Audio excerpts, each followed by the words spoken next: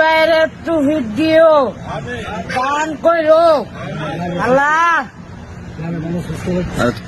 খাওয়াইছে হাজার হাজার চুপ করে আল্লাহ, তোমার নামে বিপদ টিপদ আলো উদ্ধার করেন না।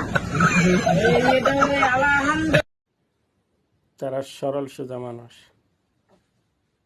আল্লাহর পাক পবিত্র জায়গা সৌদি আরব আসছে, উমরা হজ করছে, মক্কাতে আইছে, মদিনাতে গেছে, তো দোয়া করছে এটাই আল্লাহ তাআলা, তিনি সব কিছুর মালিক, তিনি জানে, তা সে উচ্চারণ করতে পারে নাই। তো অনেকই সুন্দর এই হুজুরটা।